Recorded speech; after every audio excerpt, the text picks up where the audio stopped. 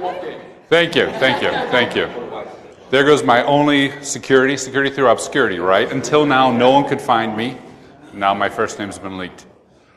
We may need to take the mic down just a little bit. I don't know. Sounds a little loud. So this talk is Tarnished Silver Bullets. Yeah, Wolfgang Goerlich. A couple quick things about me. I head up the CBI Academy, which is by far my favorite part of my job, where all the junior analysts report to me for 90 days and then have a bat signal to me for 2 years as I mentor them through the program. It's an apprenticeship program for our analysts. Love that. We've got about 30 people involved in it right now. Fantastic. We have people who are like, last job was, waitress or someone at Gander Mountain, and now they're in the trenches doing fantastic security work. I also head up the strategic programs practice, where someone will say, hey, I've got a program, incident response program, business continuity program, disaster recovery program, software development, security program, whatever it is. And they're like, what do we do now? I've got all the toys, got all the boxes, now what? So I come in and talk with the senior folks about how to address those things. I do tweet, I do boring YouTube videos that you guys can see if you want. And true story, I once drank holy water. So I was in a mountain with my girlfriend, and I had mentioned I always wanted, like, holy water sounds great, right? So we climbed this mountain, and this hills is shrouded, and there's monks, and it wasn't sacrilegious at all, but she's like, you can have some holy water, and there's a little stream. And I'm like, great. All I had was 5-hour energy bottles, right? So I filled some up with holy water.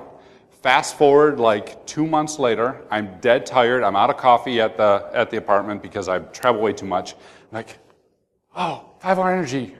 About halfway through, I realized my mistake. This does not taste caffeinated, but I might as well finish it because I never was very clear. If you do half a sin, are you still in trouble? So I finished the holy water. So two things with that. Either one, I'm going to hell, and I hope to see a lot of you with me. Or two, if vampires hit Converge, I got your back. I'll go first because I'm protected. I also figured that was a great analogy for some security control, so we'll get back to the vampires in a little bit. But really, this talk is all about encryption. And it's always so easy to do encryption, right? You simply identify your data assets. I love every single white paper that says, to do encryption, step 1, identify data assets. Has anyone identified all their data assets? No. That's months or years. I was talking to a CISO. They're like, yeah, we've got 2,000 cloud projects, and I've got visibility into 50. And of those 50, I know the data in 1. Great. But let's pretend just for a minute it's easy to do that. Step 2 is assess the threats. One of the reasons I got involved with MySec, one of the reasons I got involved with Converge Detroit was because I was a security officer in a financial services firm. Because as a security officer in a financial services firm, I didn't know what the threats were. And I was hearing about how all the bad guys were going to get me. And I had this great idea. What if I just invited them to my place? Just hang out and see what happens. And they came and started messing with my stuff. I'm like, there's the threat. Did you guys find my data? Yeah, we found the stuff. Great. Write that down. Now once you do that, we protect encrypt, right? Protect encrypt. Easy stuff. Sounds really simple, but so oftentimes it's not, right? When we actually do this, it doesn't work right. When we actually go ahead and follow these processes, we miss things. And no security talk ever would be complete without the big scary graph of how many breaches there are. So I'll get to that in just a minute, because you hear things like, we're encrypting, we're absolutely fine. I see the lock in my browser. We're encrypting, we're absolutely fine. We got BitLocker, we're protected. And you're like, okay, that's good, BitLocker, web browser, awesome. Have you seen the breaches recently, right? None of these guys went, oh, I would have been saved if I had BitLocker. It would have been fine if I just had that little lock in my browser. So you start to figure out, where does encryption go wrong? Why is it become tarnished? Why, if we have the silver bullet, is it not stopping those werewolves? And one of the main reasons is because it's misplaced, right? We put it in the wrong layer, we put it in the wrong spot, or we misconfigure it, and we share the keys out, and then we get hacked. So we'll talk a little bit about that. Another thing is, fundamentally in security, we're trying to protect the organization by protecting the IT that enables it to do its mission, right? And so oftentimes when we're talking about any control, we don't have a really good process to figure out what of all this massive amount of stuff that's going on, 2,000 web projects or cloud projects really is contributing to the business, what it really matters to them. So talk a little bit about that. And finally, and this is a point that I've been really, really struggling with. And one of the reasons why I was excited about Wendy's keynote, thank you again for that, that was great, was, all right, so we have a budget. How should we spend this budget? Right? Where should those budget priorities go? Where should the money be spent to really protect and prevent? And I think it's at the intersection of what the criminal wants to steal and what's worth to them, and the intersection of what the IT is actually generating for the business, right? So if the company makes $1 off this, but it's worth being broken to, to a thief at $2, should we protect at $1 or $2? And where's the intersection of those two things? So I'm really, truly obsessed with that part of it. Absolutely fundamentally obsessed with that part of it. This talk is about encryption and using some techniques I've been doing. Don't even worry about it. I'll get back. I promise. You'll go nuts, man. It's all good.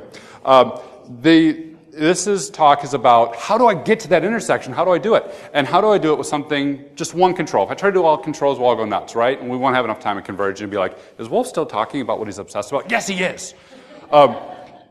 How do we just do one thing? So let's pick encryption. Let's talk through this. I'm going to tell you where I am at now. Hopefully it'll spark some ideas. Hopefully it'll give you some good takeaways. And hopefully someone will come up to me and go, you know that one thing? I kind of solved that. You know that one thing? You probably didn't think about this, but our organization does it that way. You know that one thing that you're obsessed about? Stop it. Chocolate is okay on parfait. We'll get there, right? And that's what Converge is about, I think, is good conversations afterwards around these topics. So interrupt me anytime, please hit me up. All right, let's start with protecting and preventing. Specifically protecting the business. How do we actually get to what matters to the business? One of the main ways that we look at doing it, right, is not the normal audit way. My guys like to mess with me. You probably picked that up through my introduction. And one of the things they always like to needle me is that, oh, here's Wolf. He's the auditor. I'll introduce Wolf, the auditor. And I'm like, not the auditor. I'm here to help the CISO avoid the auditor. And the CISO's like, here's our friend the auditor. I'm like, you're killing me. So not the normal audit way. Because anytime you do an audit, you end up with this great risk ranking, and it looks something like this. Our risks are somewhere from, that's bad, to its findings, I'm going to stare at you blankly till you go away. Right? This is so oftentimes the result. And how do you act on that? What does any of that mean?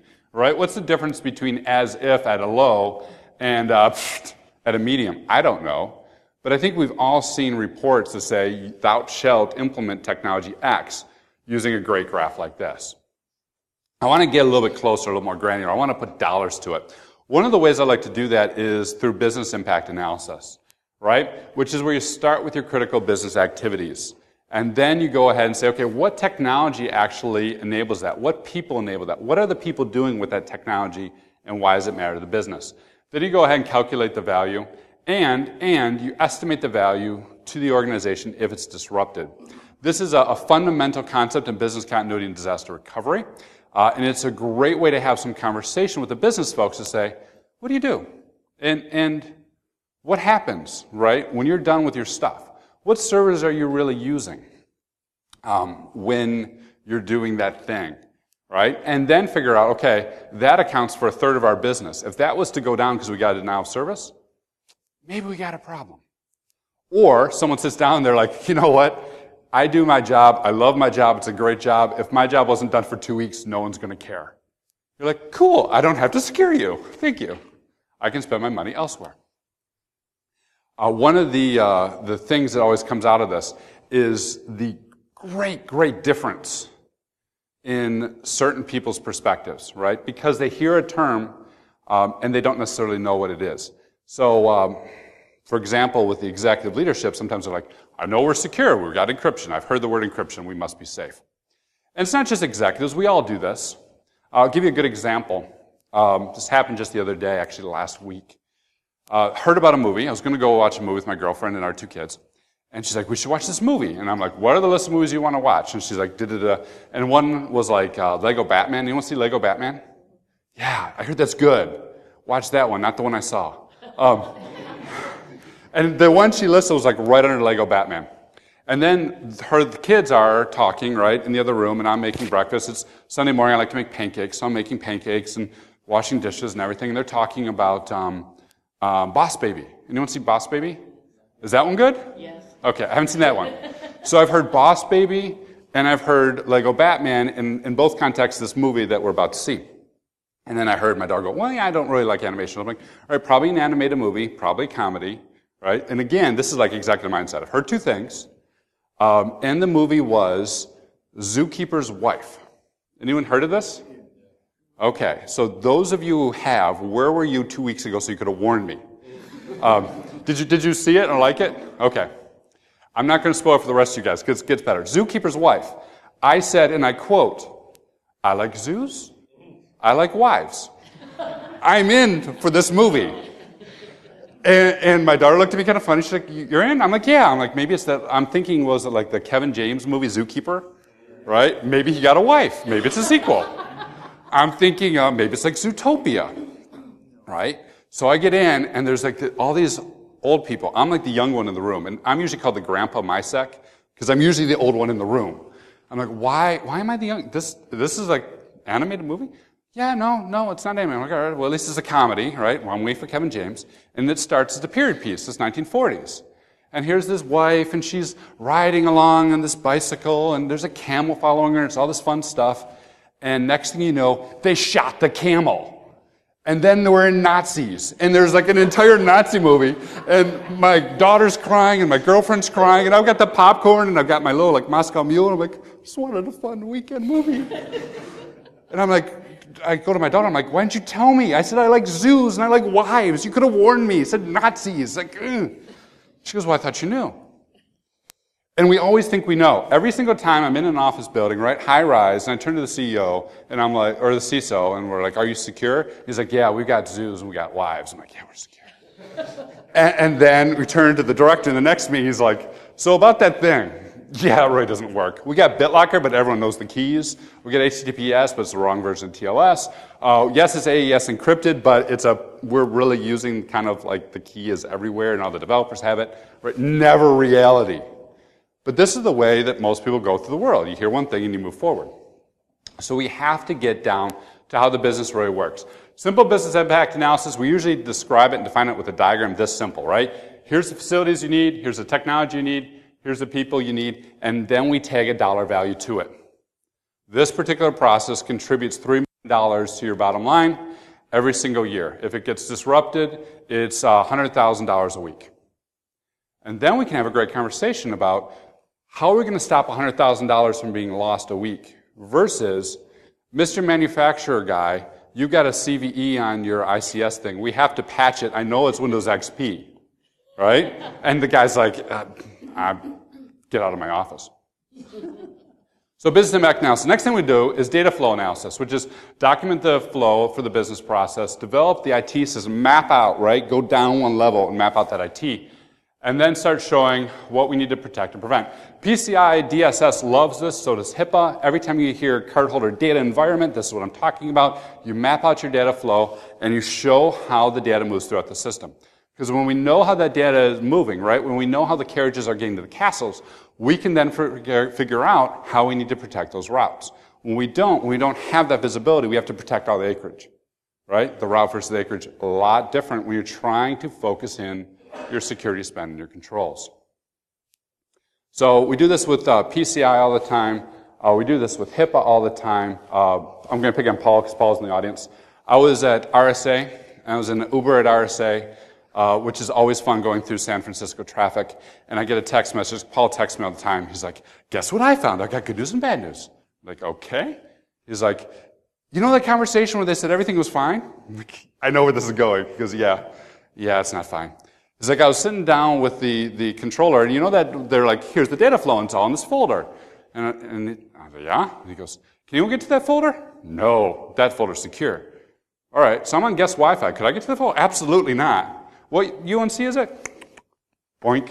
And it all opened up, right? It was like everyone had full access to it, because some IT guy went, we may need this on the guest network, and oh, by the way, you're having permissions, I'll set it to everyone, read it right. Whew. All the financial records in there. Great. But these are the types of things that a good discussion and a good data flow analysis can discover. Because the people are going to think, I like zoos, I like wives. And of course it's secure because the IT guy told me. Until you type and you just look, right? This allows us to figure out where to look, though, which is really the key point. Because you're trying to look at everything, you can't focus on anything. Simple data flow analysis looks something like this.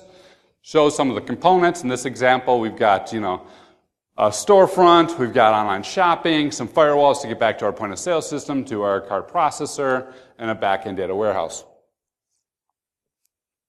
The key thing here is getting a different slice of it and beginning to check those components.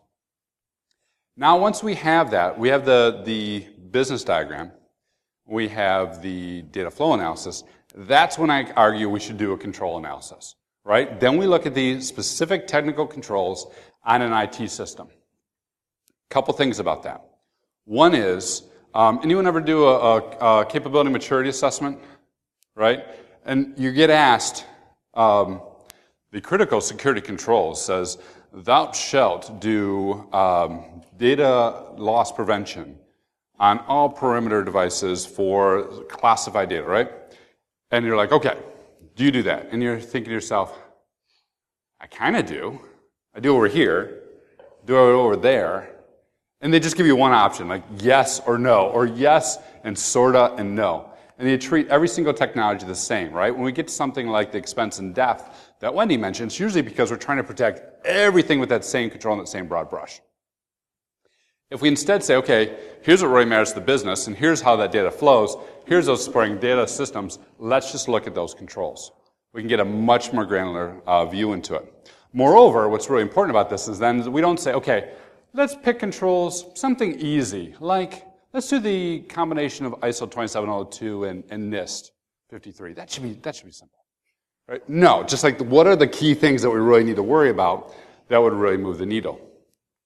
For us, when we look at encryption, we look at the following ones. These controls were taken from, we basically did a cross-section of every standard with my GRC team and got a whole big long list. And then I went to my incident response team and said, okay, people get all the time. Everyone who gets hacked, has encryption. What do you see they do wrong? And we got a whole big list. And I went to our red team and said, okay, how are you tricking people? And our red team would tell us we had to phish them. No, we got our red team to tell us that as well, and we started putting all this together. So protecting network traffic, of course, is one. Active data and files is another. That active data, both in the application itself and as the files move out through the network. Another one is the data at rest and system storage, BitLocker, if you will.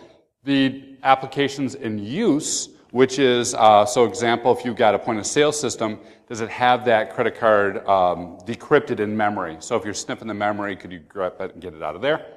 And then, are the databases protected? Are we managing our keys? We'll get back to that in a minute. Authorization and authentication. Are you doing things like two-factor? Are you protecting with OAuth? Are you doing the right things in that layer?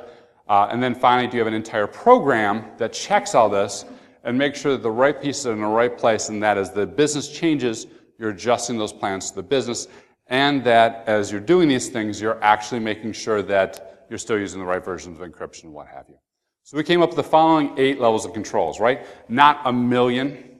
20 is a pretty good number. Critical security controls 20, all right? Not even that many. Really, really narrow just for around the maturity of one particular product. Now, for each control, we want to look at something very simple. And that's this, right? Do we have it? Do they have a standard? Do they know what they're doing? For example, it's something around wireless encryption. Are they regularly auditing? Are they doing it? Next is doing the thing, right? So, do you know what to do? Are you doing the thing? And then, do you have a way in place so that the people who are doing the thing know what they're supposed to do, right? So don't just do the thing, but do the thing to make sure that you're doing the thing, and then do the thing to make sure that when you did the thing that it really was done right. So oftentimes, what I find when we implement technology, and we heard this on the panel yesterday, right? Yeah, we buy all these products, and then we implement maybe 30% of them, 30% of the features, and the rest of the features just sit there. And then the features we have, we don't necessarily have people to make sure that that's still implemented correctly or stays in place, or the setting is done right. And so we want to make sure we've got a process in place that we're continuously going back and looking at these things, making sure it's still in place and still functional and still holding up to the real threat. All right? couple reasons for that is, one, encryption settings do not age well, right? Whatever encryption you have, it's going to roll off. It's going to get old. TLS is my favorite example of this, but everyone does, right? Encryption is all around the math. The math is good. How do you break encryption? You get faster computers. Funny thing, every year we have faster computers, so we have to go back and check that encryption. The other thing, too, is that new ways of bypassing and getting around are constantly being found. So multi-factor is a good example. A lot of people implemented their own multi-factor, and then attackers realized, hey, you're using only a 6-digit code. You're not checking for brute force. I can use brute forcing on your 1 through 1111 to 99999 until I figure out your code and get in. We start to see people who that type of multi-factor homebrew 10 years ago was great. They haven't checked it. They haven't thought about it because do I have multi-factor? Yes, I check the box every single year. I must be safe. I like zoos and I like wives. The other thing is maturity assessments measure the feeling, right? There's always that deeper reality. There's this concept of the feeling of security versus the reality of security. One of the things I was doing, and it was not an audit, is I was having a conversation with a client about business impact analysis, right? We're going through that exercise. And they had me at like the 20th floor of a high-rise at sunrise facing east with my back to the sun with the blinds open. And so as the people were coming in, they're squinting into me. I'm like, this is great. And then one of the lead guys was like standing behind me a little bit, like this. I'm like, I feel like I'm in like one of those mafia movies. Like, you come to me. You must tell me your sins, and I will tell you how to correct the security. And of course, everyone there is like, our security is fine, sir. Thank you for asking. I really appreciate this. Can I get back to my desk? Everything's A-okay, right? And so you have to switch it up and have those conversations again and find different ways. We very quickly realized it was a bad way to have that meeting and changed it up. But it's getting to a deeper reality and then actually doing the technical testing, which is another thing so many people don't do. All right? And all that takes effort, which is why so oftentimes we don't do it. Because it takes a lot of time to get all those pieces in place and to do all those things. How am I doing on time? 10:23? Cool. All right. So, protecting the business looks something like this. Identify the critical business activities. We figure out their data and we map it out for the data flow. We figure out the IT and we map that out in IT infrastructure diagrams. And then we define those controls, selective controls, specific controls, and we assess it. We assess it through conversation, multiple conversations, and once we have a good sense of what their sense is of the security, we technically test the controls that really matter. And we test them to see, are they sufficient? Are they working? And if they're not, what does that mean? Does it matter that it's not working? Or does that fact it's not working allow us to completely bypass the security? So that's the protect side, right? What are we trying to protect? Before I get to prevent, anyone have any questions or anything they want to add? Throw at me. Cool. All right, let's talk about preventing the threats. Number one way to prevent threats is to take your data center, do an open house, and invite MySec in. Nothing will happen. You'll learn lots. Your coffee pot may start blinking weird error codes at you, and your badges may be cloned, which is another thing I found out 10 years ago when we've had people in for an open house. But no. Prevent threats, right? The first thing is, what is it we're actually looking to prevent? What is the real thing? And if you start with identifying the threat actor, and again, figuring out who really matters, I think it's an easier conversation. So oftentimes, these are the ones we think about, right? The script kiddies or the lone actors, the ones who are out there for their ego, trying to prove a point, the ones that will ping me on IRC channels from periodically with cool names using elite speak and say, I found a vulnerability in your website. Like, yes, you did, because I'm running WordPress. I paid for that vulnerability. But that's where we start, right? And that's usually the hacker that we all have in mind with the hoodie and everything and what have you. The next one is the insider threat. These are the guys actually that scare me the most, is the insider threat. Did you guys see the insider trading scandal about 6 months ago? Because what was happening was on one of the dark web sites, which is another one of my favorite neologisms right now, the dark web. There was a website that was paying people in financial services, paying investors, insiders, right, malicious insiders who didn't like their company, And it was pitched as, get back at your company, because those employers don't like you, so you might as well make a buck off of them. Get back at your company, we'll pay you in Bitcoin if you give us access to your systems. And these guys were selling data, and then that data was being packaged up and used for insider trading, right, to game the stock market. Really, really scary stuff. And again, the insiders are the ones we need to be afraid of. To Wendy's point, right, a sufficiently successful attacker looks just like an insider. I love that quote, by the way.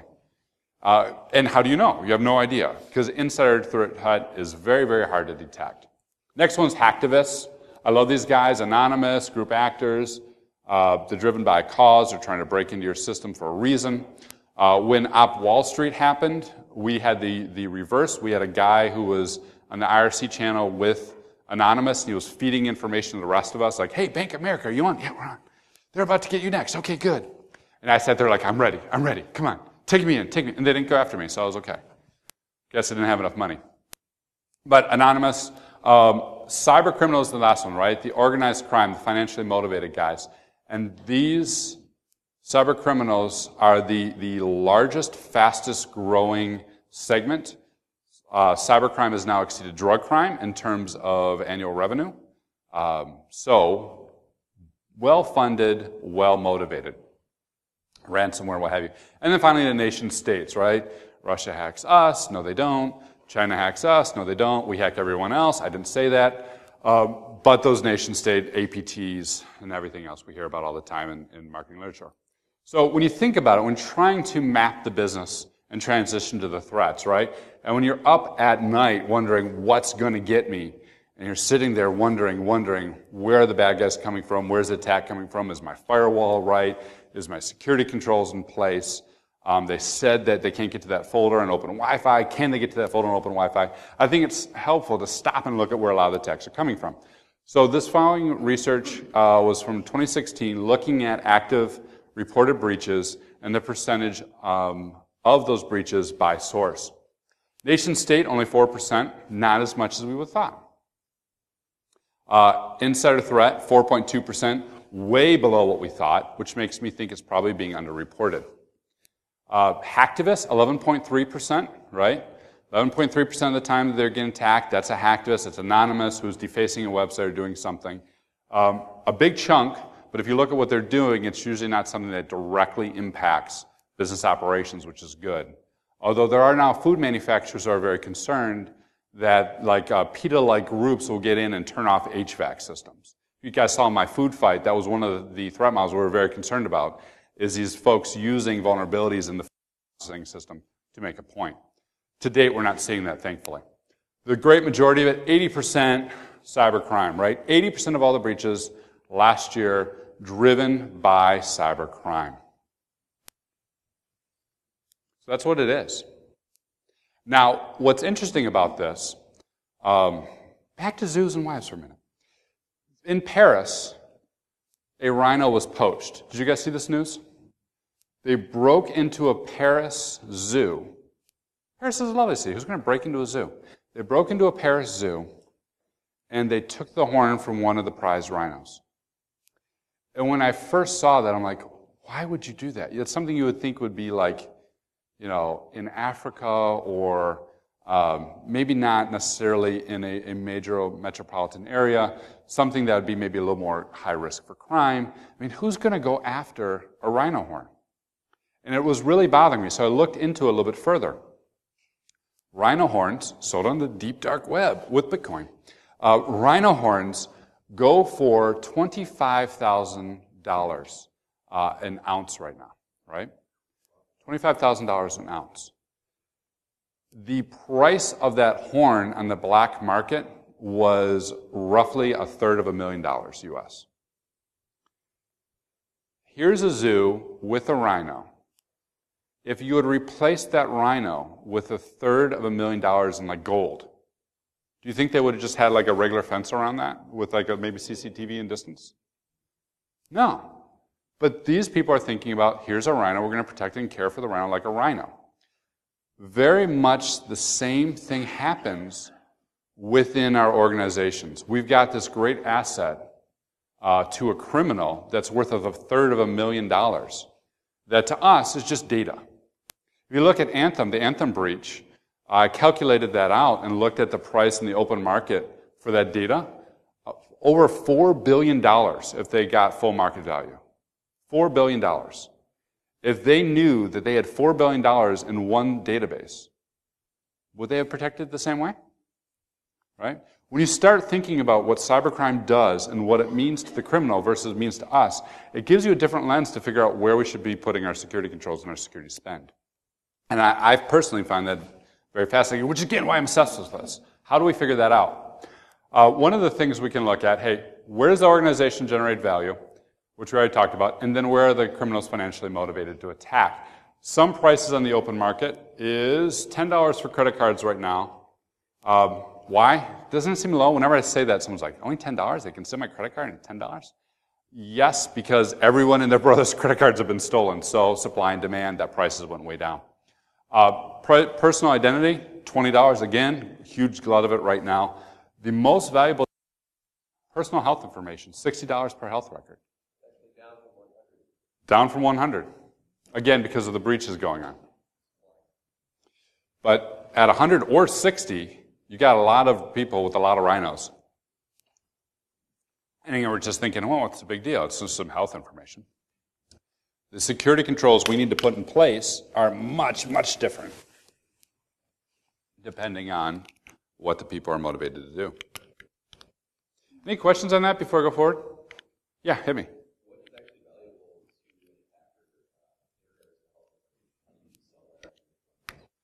Do you want to take that? Sure. So if you look at healthcare fraud, the value of the information is stuff that can be used for medical fraud locally. So people are grabbing information, being able to quickly up fake insurance cards or otherwise using that information to figure out care.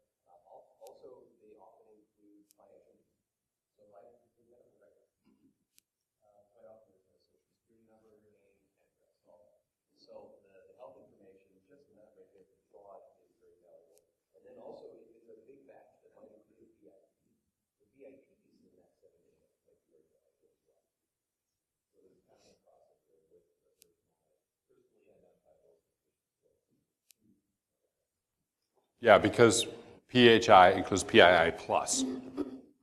Absolutely. So when we do a threat assessment, one of the things we do is once we look at this system and its value, we look at the number of records in that, and we multiply by those values to figure out what the price is in the open market and how we should be protecting against it. And then we go back to our movie monsters and who we should be afraid of. When we start doing that, we start getting closer to threat modeling, right? Identifying the likely threat actors. We're going to talk about criminals for the rest of this talk, but insert threat actor here. Identify your likely assets. Again, we're going to focus more on credit cards and health information for the rest of this talk because that's what the criminals are stealing. Insert your data here. If you're intellectual property and you're worried about China, it's going to be a different model. Identifying the vulnerabilities. Not every vulnerability. Not scanning everything. Identifying the vulnerabilities in the IT that enables the business function that we're trying to protect that has that sensitive data, right? So working all the way down to the data, then all the way back up to that business process. And then, here's the key thing. Filter intelligence and news by things that relate to all this, right? Start straining out our threat intelligence so it's threat intelligence that's actually likely and realistic for what we're trying to protect. This last one is hugely important because there's no way in hell that we can keep up on all the news. I gave up years ago. There's just too much of it out there. Moreover, when we start to have conversations, if we don't have a good filter here, here's what ends up happening. You know, any number of things could happen with this organization, this health information. I agree. We're in the cloud. I like the cloud too. And when we start protecting it, one of the things we have to think about is good locks, right? What's the equivalent of good locks on the cloud? And they're like, you know what I heard is that sometimes you can clone door badges. I'm like, yes, you can. And then I heard, did you hear that there's a ransomware attack that took out a hotel and locked everyone out? Absolutely, I heard that. Yeah, so what if that happened here? I'm like, yeah, it could totally happen here. But that's not where the data is. The data's in the cloud. You know what I mean? And you can start to worry about all these different threats and vectors that really are real threats and vectors. Yeah, at some point in time, we should think about the physical controls to make sure no one holds ransom our building. But is that the most likely and is that the most impactful? So A, for threat intelligence, that's that. B, it's the anchor points, right? When we get to threat modeling, without a good idea of what vulnerabilities there are in the system, it's very difficult to know what the anchor points are that a red teamer or a pen tester or a criminal would use to scale your walls. By starting with the vulnerabilities and the idea of what the system is and then applying the threat model based on that, it's a little bit backwards, but it allows you to build a much more accurate map of what the criminals would actually do if they're trying to circumvent your defenses. Because you know where they're going to avoid because it's strong, and you know where you're going to go because it's weak. That make sense? Cool. All right, second part about threat modeling. Take one of those threats that's realistic, build that attack lifecycle, each one of the tactics that they're going to follow, right? Each one of those anchor points now they're going to get through your system. Identify the existing controls that would, because they're not there, allow that attack to happen, or because they are there, would prevent it and move the attacker elsewhere. I'm going to repeat that last sentence because it's important. If the control is there, it's going to move the attacker elsewhere, right? All attacks are like a dam. It just, the water moves. So we want to figure out, okay, once the control's in place, great, that doesn't stop the attack, what else are they going to do? Identify those controls, and then begin to design threat-specific encryption use cases. Now, I'm just talking about encryption today. Any control can be substituted in there, right? I'm just talking about cybercrime today. Any threat actor could be substituted in there. But at this point in time, what you're trying to do is figure out the one control, such as encryption, that can be applied in a very threat-specific way to address those other things we covered. Now, I like to think about this in terms of flow. So this is a very simple threat modeling exercise. This is probably the easiest way of threat modeling that you'll see. It's very quick and easy. I still got to catch your talk on the new Microsoft tool. But as I was talking earlier, vampires, right? We could be hit. Werewolves happens all the time. Just the other day. So if you start to think about what a vampire or werewolf would do, obviously a vampire is going to go after our friends and family. That's no good. Again, I've got your back. Holy water. Werewolves, well, hell, they do terrible damage whenever you let them in the castle. As the data is going back and forth to our defenses, they could affect that. And of course, they're going to mess with our friends and family. So when we start layering on controls, holy water, silver bullets, stake to the heart and walls, we can then begin to look at how these things would be stopped by these particular controls. And when I get forward, I'm going to use this exact same paradigm to show different encryption where it would stop attacks. So, of course, vampire is stopped by stakes and holy water. And good walls. Can never have enough good walls. And the wolves buy everything else, including the walls. Silver bullets in here. So if you're trying to figure out, all right, I've got a 50-50 probability of a werewolf attack or a vampire attack, and all these assets are equally valuable to me. Please don't tell me that you place your cast on your family. But if you do, that's okay. All these assets are of equal value. Which of these controls are most cost effective? This is a very quick visual way to say, okay, a good wall will stop a lot of things. Maybe we need perimeter security, right? It's a very simple way to begin to figure out which one of the controls would have a disproportionate stopping power for this threat. We call this threat flow. And within threat flow, we use an API from Google. Sand key diagrams is what we're using to generate. So as you see the diagrams, they're sand key diagrams. You can get it off Google if you Google sand key diagram API. You can get all the documentation and create your own. There's other visualization tools out there, of course. Excel, I love Excel. Excel doesn't have sand key diagrams, which kills me. So we use Excel to generate the HTML, so at least I get partway there. All right, so if you guys have seen my other threat modeling talks or attended my workshops, you'll oftentimes see these spreadsheets that I do. Basically, boil all that down to a sand key diagram to show the threat flow, right? From all these threats to these vulnerabilities, here's the type of controls we put in place to protect these assets. And you can begin to see the flow of that attack and how the stopping power of each control will come into place. Now, a couple of different considerations here. One, non-specific threat intelligence is not intelligence, it's just noise. Without having a good idea of what you're trying to protect and doing those earlier steps, threat intelligence, which everyone is all hyping about, and threat hunting, which everyone's all hyping about, it's fantastic, it's exciting, it's sexy, It takes us away from doing the boring stuff that actually will protect us from a real attack. So we've got to be real careful around non-specific threat intelligence. The other thing is encryption is only effective as the threat's trying to stop. I'm going to show a couple threats and explain how that comes together. But that's very key, right? HTTPS and that locked browser is not going to prevent us from a SQL injection flaw. So it's all threat specific. All that makes sense? Before I get to the encryption, questions on that? Sweet. All right, so let's talk about encryption. Here's example one. We've got some healthcare personnel. They're doing their thing. They're connecting up over the network. We've got some files we've got to worry about that are non-encrypted. They've got an email system, 2 factors in it, which is great, but there's no encryption in the database. We got an EMR we got to worry about. Everyone who has an EMR, we've got to worry about it. EMRs are terrible. And your data warehouse. These examples I'm showing you, such as this one, are based on real things we see all the time, but not necessarily any one of our customers or any one engagement I've talked to. But just as an example, here's what you see for remote access to a medical system. And by laying it out and looking at the flow, we can say, okay, this is encrypted here, this is clear text, this is, or encrypted, unencrypted. This is over SMB, and we know that we can do some SMB replay attacks to get at that. This is encrypted to the email system, but all the storage on the back end is decrypted, with the exception of the data warehouse, where we're doing database encryption. You can begin to lay out and look at each one of the pieces and figure out where you're strong and where you're weak, and again, then apply that to talking about where the attackers would move through the system. A nice thing about this is, it's the next one. I'll get back to that.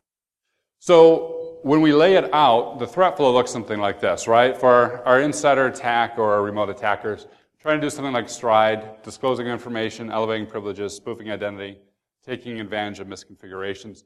They're going to be stopped with a lot of this network by encrypting that network traffic and by protecting the authentication of it, right? To protect those creds and the infrastructure and the health information. So if we start at that point and just look at the network side, we can cut it that way, show that flow out, and show the stopping power of each one of these things. Now, the other thing you might wonder is, hey, Wolf, when you're showing me vampires and werewolves, lines are the same, we got different bands and thicknesses, right, for these lines?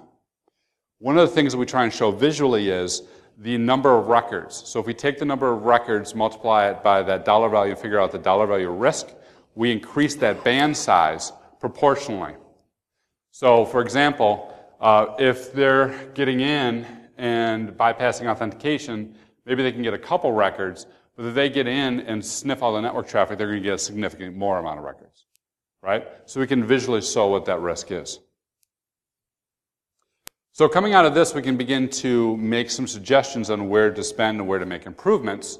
Looking at the controls, I already listed all these, right? Traffic, data at rest, applications. Seeing that there's weaknesses in the traffic, and there's weaknesses in the databases and the encryption, and then figuring out how to improve the program and coming up with some business cases, in this case for multi-factor and network level encryption. Now you guys might say, that's great, Wolf, but didn't you just say they have an EMR and their EMR is unencrypted, right? Anyone here in healthcare responsible for an EMR? Okay. You guys ever want to freak out someone? They're like, hey, I'm in healthcare and I've just got a new job in IT security. Like, that's great. Have you looked at the EMR? EMRs are like manufacturing systems. They're old, and the security of those systems progresses at a very slow rate. So you end up wrapping a lot of controls around it.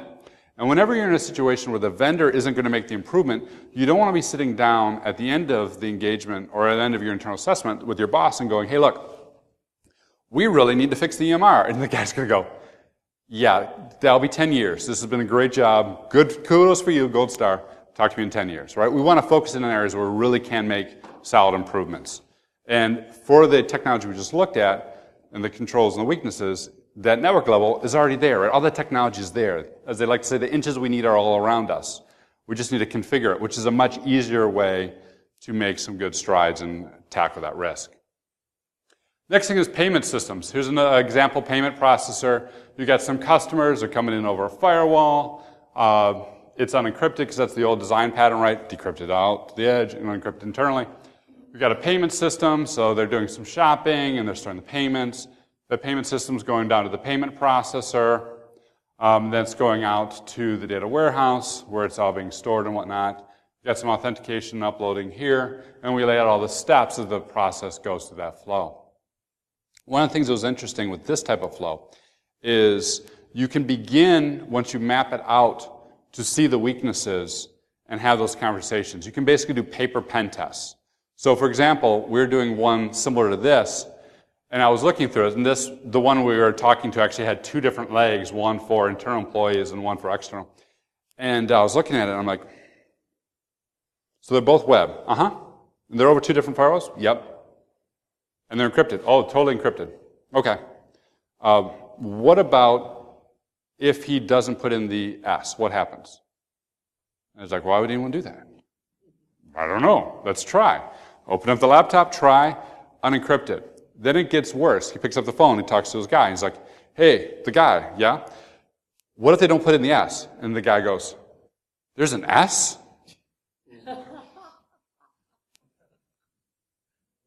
So all the employees had a link on their desktop that was HTTP that they're typing in their username and password and doing all the payment information, even though everyone thought it was encrypted. And we were able to find that, right, paper pen test. At least the fix was easy. Update the links. Everyone just clicks the links. All right.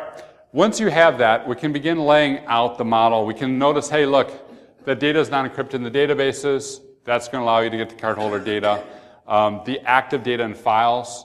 This is thicker because active data, right? If you capture active data in a payment system, you're going to get every single payment transaction while you're capturing. So think about what happened like with the Target breach, where they were on the point of sale system and collecting all the swipes. We did a similar pen test where we captured an AIX payment processor in the middle stream, and it was just like grabbing credit cards out of memory. You'll only capture stuff when you're in the time period, so it's fewer records. If you get to the database, that's where all the gold is. Network traffic, similar, much fewer, because you're only getting off the traffic off the line. And then, of course, you can do spoofing if you don't have good encryption management. We'll come back to that last one. So from there, we can then say, okay, let's look at our controls. We got some clear weaknesses around how the databases are being protected and the applications are being protected. We got some concerns about key management. We got concerns about how the data is going to that payment processor. And we can begin to talk about making improvements to the application. In this particular case, if you have control of that app, you can do that. It's different than an EMR or off-the-shelf app or cloud app. You have control. You can begin to implement these controls with your development team. You can look at things like tokenization. So the data is, the card itself is an encrypted token that's moving through the system as opposed to the card holder. And you can show graphically the improvement of each one of these things. And again, tie it back to potential data loss and the cost of implementing the controls. All right? And in systems like this, we can begin, if you're in the development side, to talk about encrypting everywhere and decrypting only on use. Some of the best, most secure applications I see, the data is almost never decrypted. It's encrypted the minute it enters the system, and only if they need the social security number do they actually bother decrypting. Only if they need the credit card do they actually bother decrypting. It's encrypted everywhere. And any architect ever is going to say, but if you do that, how am I going to do search? You encrypt your search, and now think about password hashes. Now you're comparing encrypted values for your searches, right? So encrypt it everywhere across the line. I'm going to go really quick on this one because I only got a couple minutes and I'm out of time. But here's an example where you'd encrypt it everywhere. Have your web client, your web server, your app servers, your payment tiers, the whole 9 yards. The big problem then ends up being people trying to brute force passwords or hijack sessions. You can look at your storage layer and figure out what happens at the storage layer and begin to figure out ways that you can move those controls not only encrypt everywhere but closer to the data. So threat specific in terms of what the attackers might do and very data specific in terms of that data element itself. Skip that. Oh, yeah. Encryption, key management. Without encryption, or with encryption without key management, you basically have encoding, right? Because you have the keys, you can decrypt anything. So we're starting to see as more and more people use encryption, the criminals don't give up, right? All controls make better criminals. Criminals don't give up. They're just stealing the keys. So we have the need for better key management. So if we look at encrypting at the data layer, two ways to do this. One is application layer encryption, encrypting the values themselves. So of course, here you got social security number, here you got gobbledygook. And that's like, great, gobbledygook. That gets stolen if SQL injection happens, if anything happens, it's not going to get leaked because it's encrypted and you got good key management behind it. The problem is if you've got a distributed system and they're expecting social security numbers and doing analytics and you're sending the gobbledygook to them, it ends up breaking these distributed systems. If you have an older EMR and you're pulling that out or writing it in, it's going to choke because it's expecting specific key fields. A different way to do this is format preserving encryption, FPE, now a standard. You write it through the API, and it starts out looking like a credit card. It comes out looking like a credit card. Goes in like a social security number, comes out like a social security number. So it still is a valid format. You can still pass it around, but it is also encrypted, so if it does get leaked, you haven't leaked any sensitive data. I like this because it allows us to support all this legacy IT that for the near term we're going to have to worry about. If you lay all this together and start looking at physical storage, virtual storage, right? Lay it all together on one of these diagrams. There's a lot to take in. So you try and break it apart when you have the conversations with the people who can make the change, right? Having the right graph, the right conversation, the right story, the right person who can impact it, and then rolling it all up for you and your team to see big picture. What are the threat flows that we're trying to protect against, and what are the controls we can truly implement? So, as we go towards that data encryption model, right, where it's closer to the data point, if you're encrypting using something like FPE or data-centric encryption, it stays encrypted throughout the entire system, so if the wire gets leaked or the memory in the server gets scraped or any of these things, it's still an encrypted format and it does not escape and does not cause a breach. All right, so next steps, we'll wrap it up. To recap, we want to take a look at the organization's ability to achieve its mission, the technology that enables that mission, and map those things out. We want to go ahead and look at ways that we can find the overlap of what matters to us and what matters to the criminals, right? We want to find the rhino horns in our environment so that we can put the right protections around them before the criminals come in and poach. We can do that with good diagrams, work up to data flow analysis, and then go all the way up to the business process. And this gives us different slices of the data to find different vulnerabilities in people, process, and technology, and different slices of the data to look at it in different ways and communicate to the different decision makers that we all need to get on board to implement any type of control. We can do this with threat flows to show the impact and stopping power of any one particular threat. So, next steps, hey, identify your business activities and identify the threats. It's easy. If you're trying to think about security programs as a discipline, carve out just a little bit of time to start having those conversations with your business units. If nothing else, think about Stephen Covey's seek first, understand, then be understood. The better we can understand those business processes, the better we can improve our security posture, and the more they're going to listen to us. And the first 3 months, a really good process for this, a really good program, would be a continual identification of critical business activities, maybe one a month.